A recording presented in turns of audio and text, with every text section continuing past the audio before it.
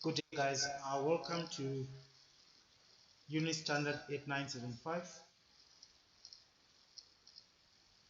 It is a very good unit standard and very much interesting. And we are building up to the first unit standards that we completed earlier, and it is all about communication. Now we are going deeper into the analysis and criticizing of texts produced for a range of purposes and audiences, as well as contexts. Um, the purpose of this unit standard, number one, you have to adopt reading strategies that are appropriate to the purpose of reading and viewing. And also you should be able to identify organizational features of texts, be able to explain the role of each of the features in relation to usefulness and making meaning of reading and viewing. Thirdly, you should be able to synthesize information from texts and generalize patterns and trends that result in appropriate conclusion about purpose, audience, and context. Well, reading strategies. Here we have a table that will kind of summarize all the things that we really need to understand when it comes to reading. But much of the reading of current literature on reading instructions supports the idea of teaching a series of reading strategies. So there are tools that can help a reader to unlock the meaning behind a printed word. So let us have a look at the past and the concurrent definitions of reading in order to see how ideas regarding the acquisition of the ability to read effectively have changed. Let us see how they have changed. Right, so long back, you will find that we have classified it as traditional views, which were mainly based on behaviorism, and we also have the new definition of reading, which is classified as cognitive sciences. So in the present day, we are no longer sticking to behaviorism, we are sticking to cognitive sciences. The goals of reading in a traditional manner. You were supposed to master isolated facts and skills, but currently you are supposed to construct the meaning and self-regulated learning. The reading as a process. Long back, you were supposed to mechanically decode words, whereas in the present day, you have an interaction among the reader, the text, and the context. The learner's role. In the yesteryears, the learner's role was very passive. The learner was just regarded as a vessel receiving knowledge from external sources.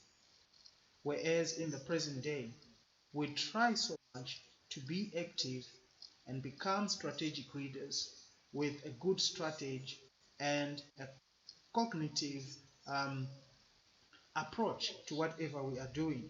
So you will find that it is very important when you are going through passages, how you approach it, and the method that you use or strategies that you really apply in order to effectively understand the content.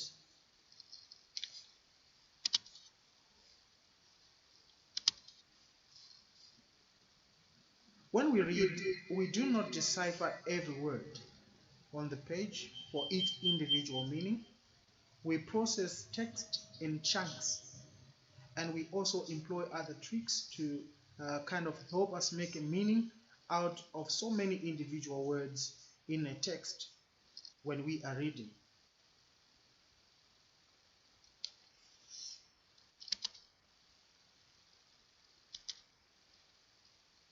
A reader needs to construct meaning based on the following: visual cues, font size, paragraphs, spellings, syntax, and topics. By visual cues, we mean font size. Maybe you might use size 12. The larger the size might represent that you are actually emphasizing that particular point. Paragraphs, normally paragraphs are used as a means to separate ideas when we are presenting a piece of writing. So for us to effectively separate ideas, we should be able to use paragraphs. So in each paragraph, you will have what is referred to as a topic sentence, which is the first line, and that first line is more objective and it carries the main point. And the following sentences are called explanatory sentences, and these explanatory sentences actually build up to the main point, which is in the topic sentence. And when you look at the concluding sentences, this is evaluative in nature. You are evaluating your main points, or you are giving examples to support your main point. And the other thing, the spellings of any word that you put in a sentence will determine the meaning, and to a greater extent it will affect the way a person really understands what you are saying. And we also have syntax that has got to do with language structures, and also we have topics that will also influence the rate at which someone is going to understand. So basically that is some of the things that we need to look at when we are reading any piece of writing. Words and page format, those are also some of the things that we can use to actually understand the meaning of any particular text. And last but not least, all the knowledge the reader already has and experience they have in reading apply so much to the greater extent the level at which they understand a particular piece of writing.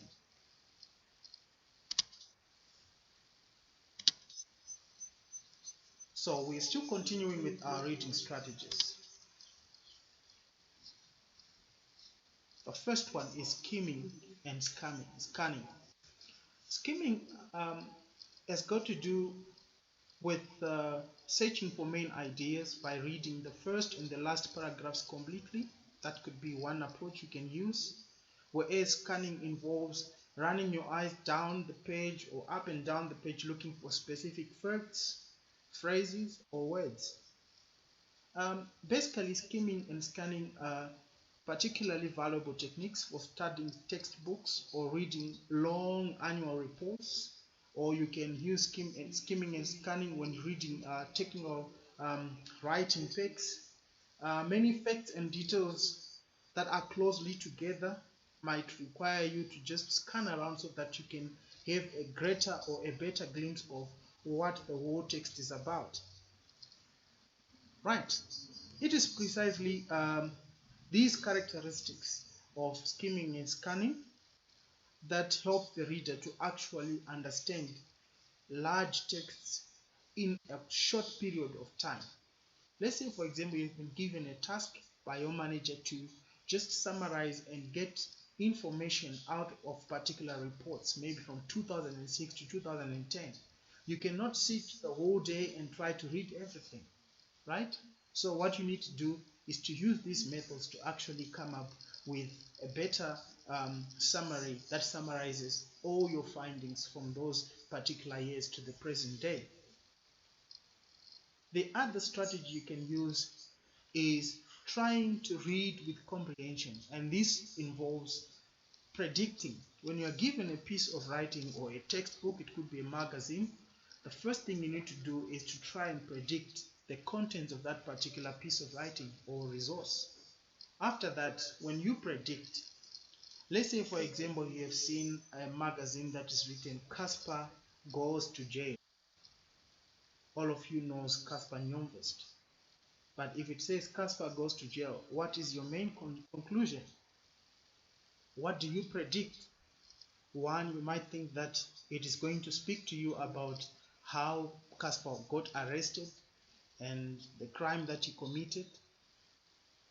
But when you are actually reading the piece of material, you'll find that maybe it says Casper went to jail in order to donate to the prisoners. So in that instant, you will start to monitor the things that you are reading. So this part is referred to as monitoring. When you are monitoring, you are comparing what you are reading to what you had predicted before. Had I predicted correctly? Is what is in the content reflective of what I predicted? So as a reader, a good reader, you should be able to monitor your understanding. The next part is, now you need to confirm, is it in line with what you thought, or it is totally different? If so, why? So how would you try to understand further?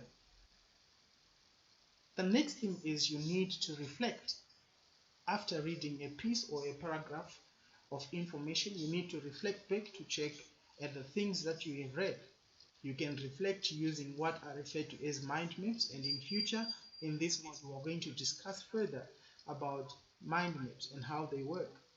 It's more like a structured flow of main brainstorming parts which are within that particular paragraph or article you are reading, and then you expand on it, listing greater parts that you have understood. So that will help you to reflect or memorize what you have learned or what you have understood, basing your information on the article that you have read or the textbook that you have read or the subject matter under study. And in this case, we are talking about an article that speaks about Casper going to jail. The last part is elaborating. Now, when you're elaborating, you should now be able to explain whatever facts you have found out from the piece of writing.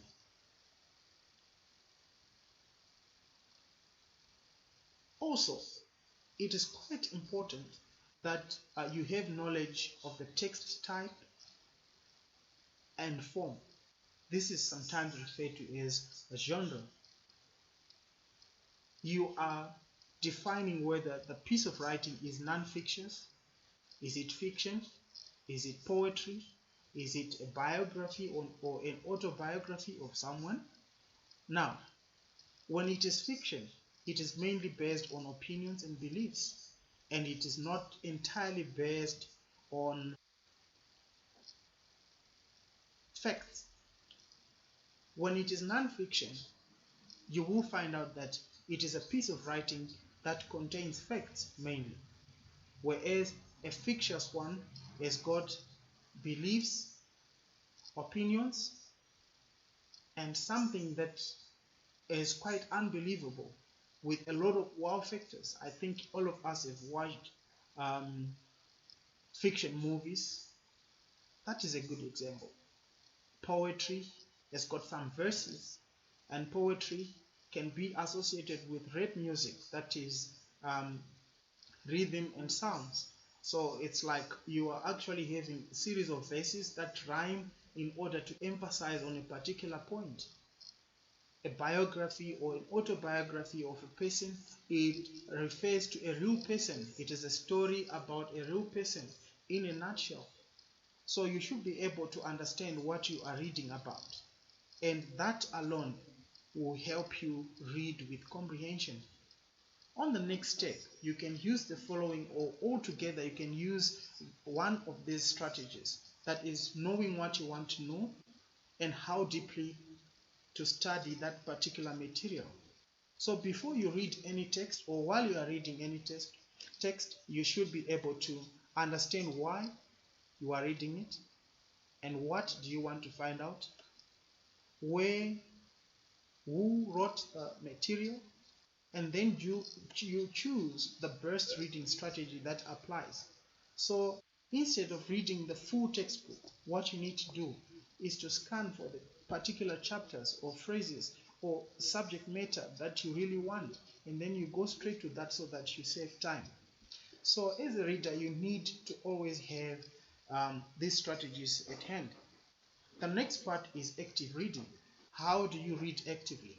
You should be able to highlight, annotate, make some notes, and use mind maps. Right. Good. I think I'm carrying you along. Next, we need to look at reading the whole subject documents. Like, for example, you are given this huge assignment and now you don't know where to start. How do you approach that? Or you are given this huge contract, or you are given this huge task to look at larger pieces of information, and where you have to grab this and that and put them together in order to come up with one product. And we obviously face these things in the workplace. So how do you deal with that? What you need to do is to write down the main topics and identify sections that are fully covered, and then you go to those topics and try and summarize this information and take the major points so that you do not leave out any important information. Good. So the other way, or the other strategy, let's say for example the piece of writing has got information that you do not really understand, and there's a lot of jargon and there's acronyms, abbreviations. You will need to go to the glossary page, and if possible you can photocopy it so that you will be able to have it next to you while you are reading that piece of text. It could be an annual report or any technical document that you come across with in the workplace. So it is also basically important for you to understand features of text. So for example, you must know the format. Is it a letter? Is it a report? The convention, is it formal or is it informal? Context, you are looking at the background information about the text. Textbook titles, page, copyrights, table of contents, appendices, glossary, references, and indexes. Those are some of the particular segments that you find in a textbook. So before you read any textbook, you need to look around it. Look at those important parts of the textbook so that you know what it is all about before you go inside to look for a particular information in that particular textbook. You also have typographical aids, like where they use italics. Italics normally they are used to maybe when you are quoting someone, or when you want to illustrate that this is in special reference to what. So you can use italics or lettering, headings, subheadings. All those are the clues that you can use to actually decipher meaning of whatever you're going to read about. And those are some of the verbal cues that you have within a piece of writing. So how do you navigate on web pages? Web pages are structured normally. To get to a web page you need a URL, and then you need to have links and hyperlinks so that they can take you from one page to another. I think most of us have got a good background of navigating through websites, so we will not dwell much in that particular section. But the most important thing that you need to take home is understanding the features of the text which you are reading. So what it means is you must know your way around that particular magazine, your way around that particular web page, your way around that particular textbook. Great. So after that, you should be able to draw appropriate conclusions about the purpose and the audience. Okay, why was the piece of writing written? Who is the audience? Am I the right person to be listening to this or reading this?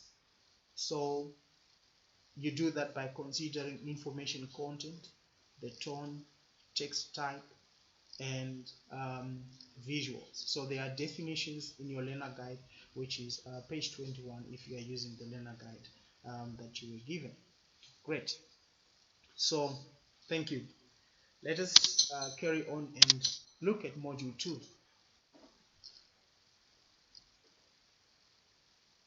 I would advise you to take a breather for a moment and then get back in some minutes so that we can carry on.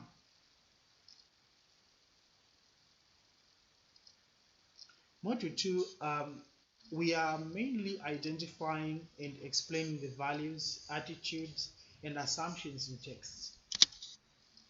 The purpose of this module: to reflect an understanding of surface and embedded meaning in the text, in the presentation, or a viewpoint. The next point is we want to identify and explain values and views in the selected text in terms of the impact on meaning and target audience. Last but not least, we should be able to cite evidence from the text in defense of a position.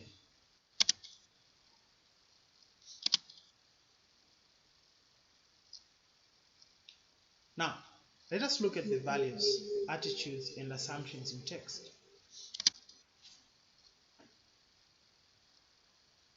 Two point one, surface and embedded meaning.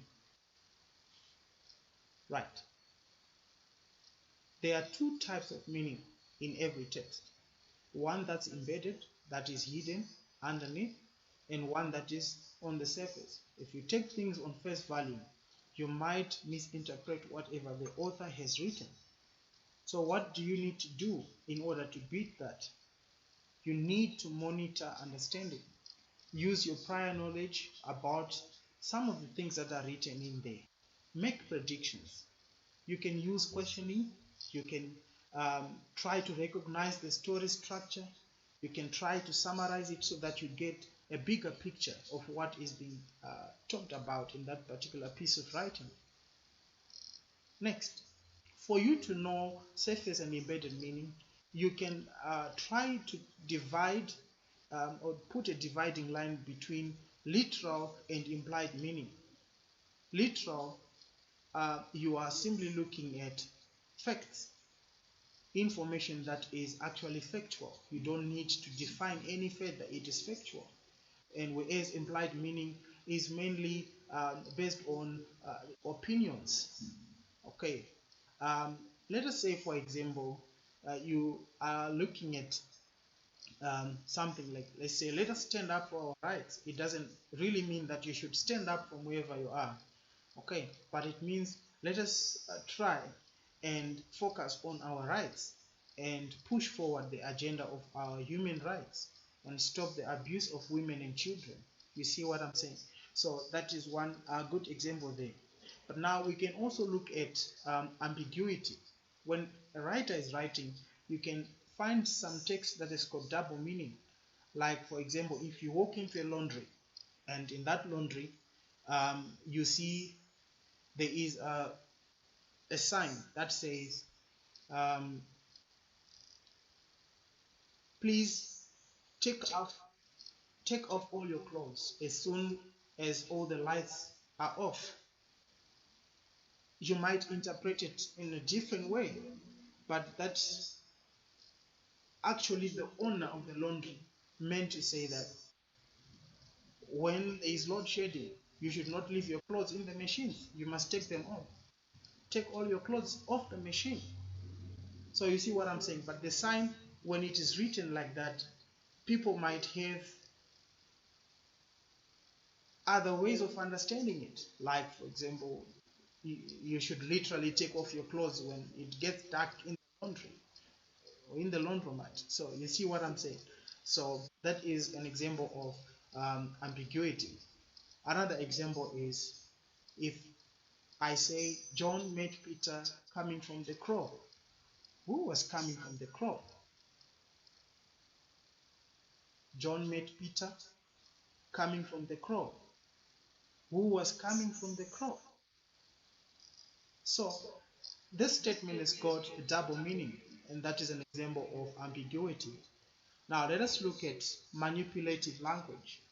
Other writers can just omit something deliberately, leave out or downplay other things in order to emphasize other things.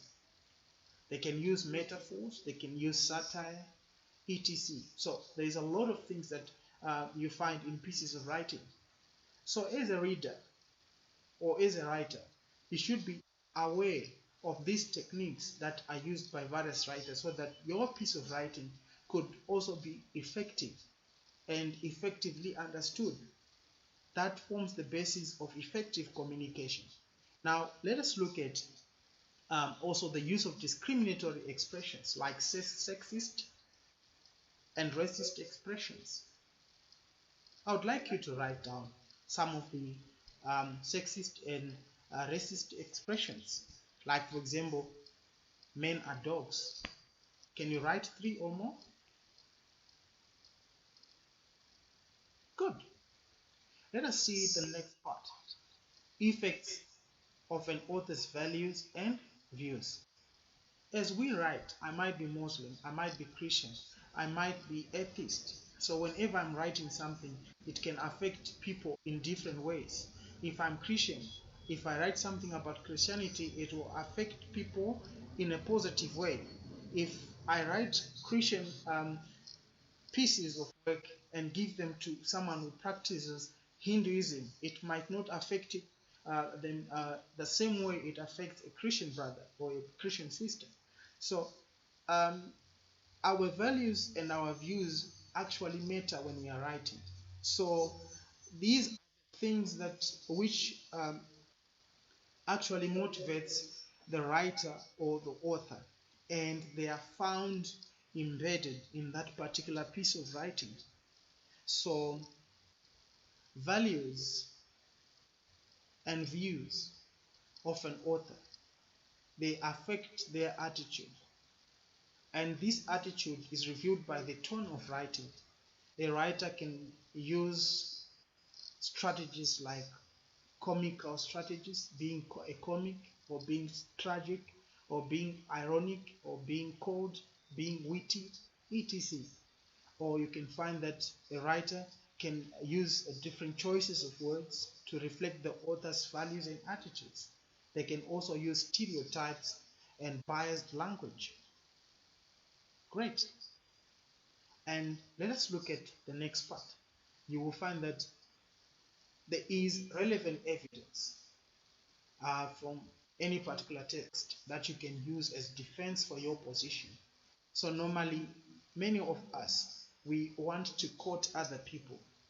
We want to quote other texts or other sources of information that is believed to be valid, of which whenever you are writing, you need to refer to facts or references so that people can believe what you are writing about.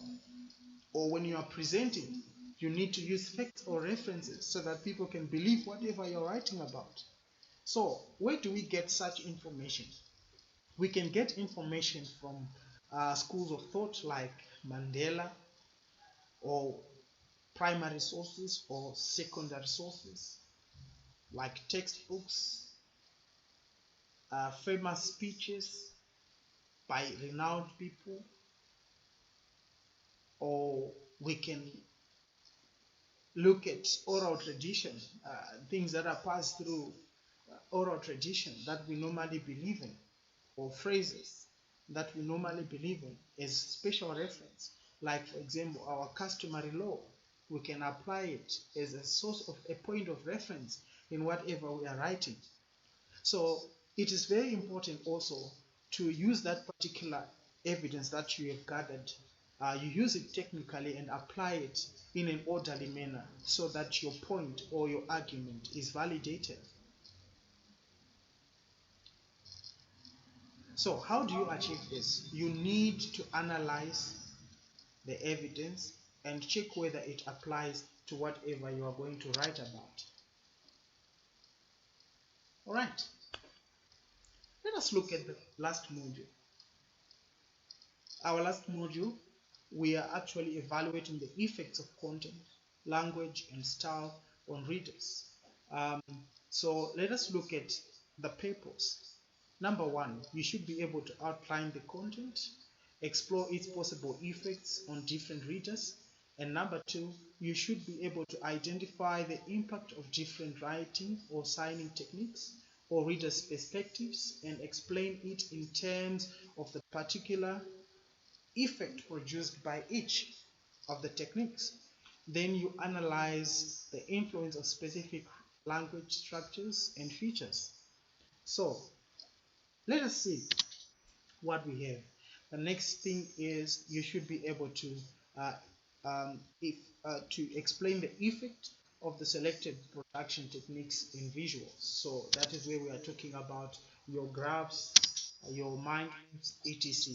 What is the effect? What the effect they have on readers? Okay, so let us look at this module. So what are we actually trying to achieve by completing this module? Module 3 is going to assist you to determine how different texts affect you as a reader in order for you to know how or what to write may affect your readers. So let us see what we have there. 3.1 Possible effects of content on different readers. Okay, let us look at different newspaper headlines. Every time when you're driving on the highway or in the suburban roads and streets, you see some newspaper headlines on poles, stuff like that, and they speak so much to us, and they actually propel us to go and buy papers. But actually, when you get there, you buy the paper, it is not exactly what you thought. So normally many writers, when they write for commercial writing, they write to sell papers, and it is not all sources of information that we should believe. And also you will find that some pieces of writing in newspapers can have a specific target audience, and they can have a specific style. Some of them are really condescending, provocative, and some of them are actually graphic. And so there is an article in your learner guide on the greenhouse effect. Now, we want to look at possible effects of content. How is this content going to affect you?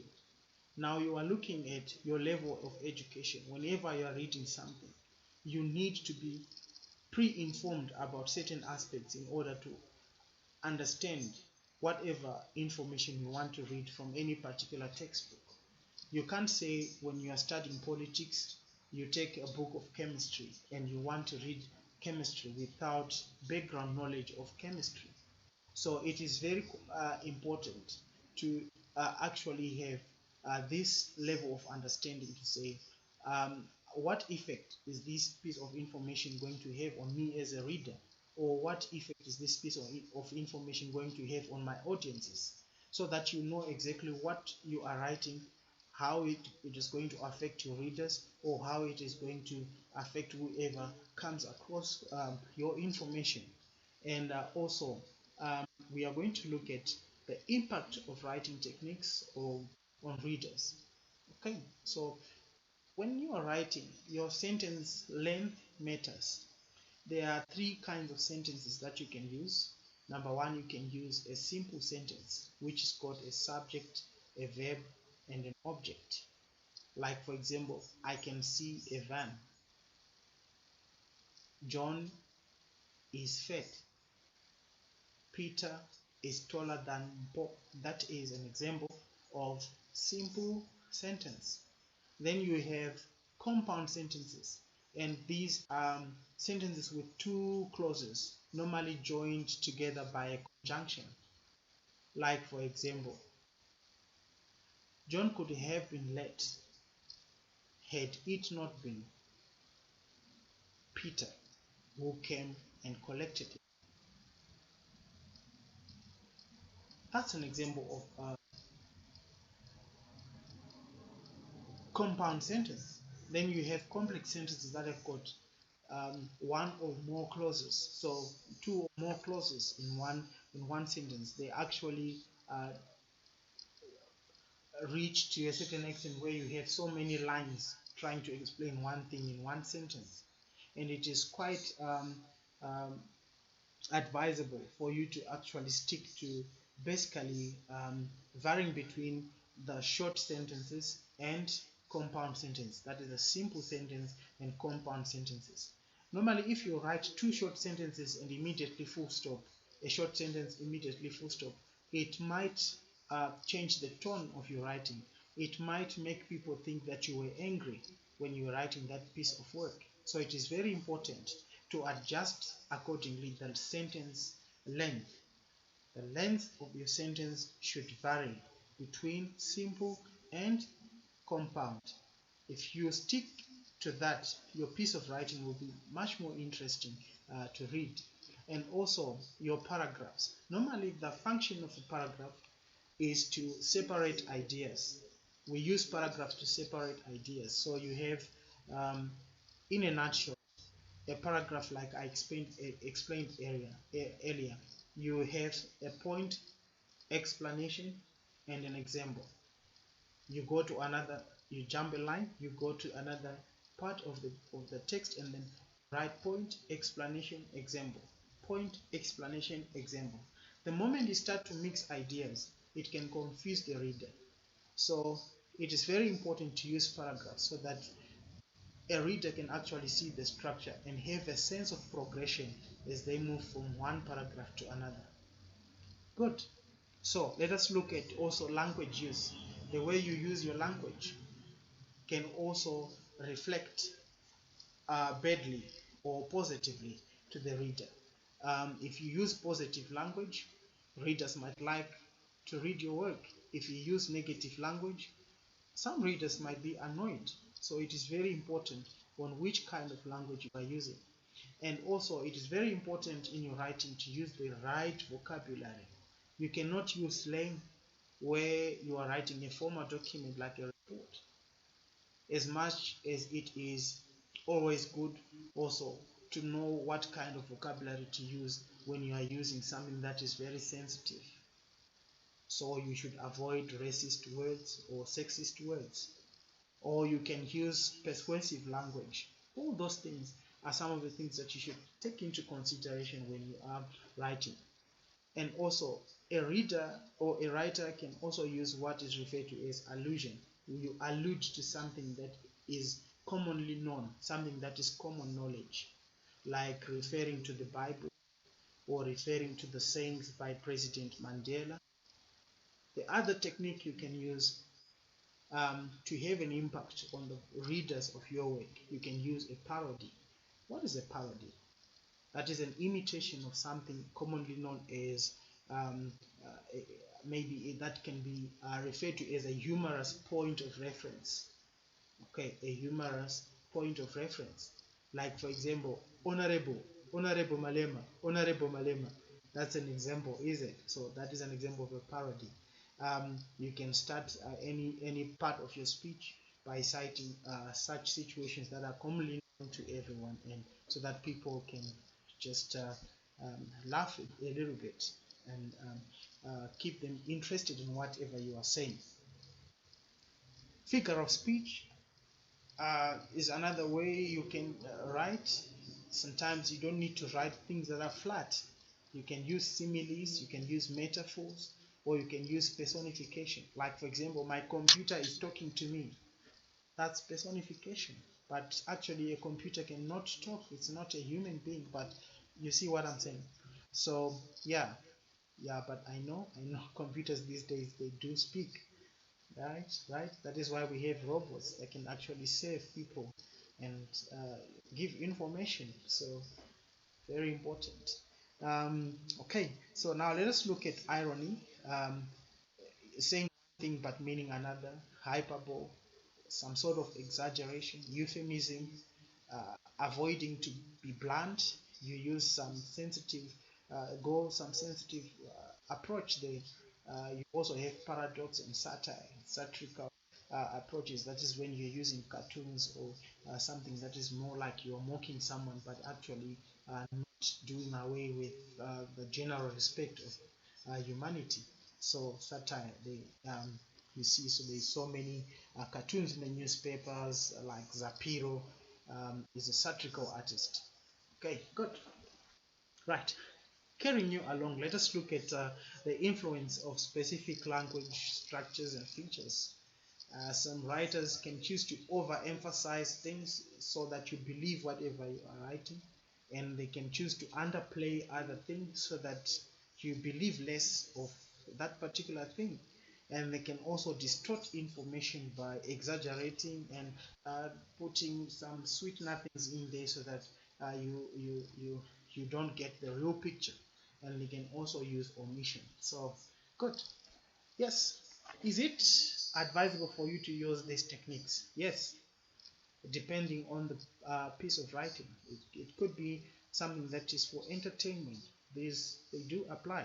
The techniques we are learning do apply. or if it is a presentation, these techniques do apply. Right, good. Let us look at 3.4. That is the effects of production techniques in visuals, pie charts. We actually use pie charts to represent facts in clear categories. Like you can also specify the percentages. The bigger the chunk is, the bigger the percentage of that particular aspect being represented on a pie chart. And also you can have bar charts. Bar charts show facts in a picture. So literally, yes, that is what it means. You also have mind maps. Now, mind maps, if you look at, just look up on the internet or wherever you are, if you've got a textbook, you might find quite good examples of mind maps, which I'm not able to show here, but I think you have heard about it. We use them to actually solve problems, summarizing, idea generation, etc. So basically that is how you use mind maps. Great. Now, let us look at cartoons. I think we all know cartoons. These are techniques used by artists to actually combine verbal and visual aids, but in a funny way that helps you remembering things. Okay, and lastly, you have schema, which is a representative of a plan. So you can you get a schematic approach in whatever you are designing, so that you summarize it in a schema and it represents your entire plan, but in a short version. So this is what we have. Thank you very much for your time. I would expect you to complete whatever you are doing there successfully, and good luck. Let's meet once again next time. Thank you very much. Goodbye. This is John checking out. Bye.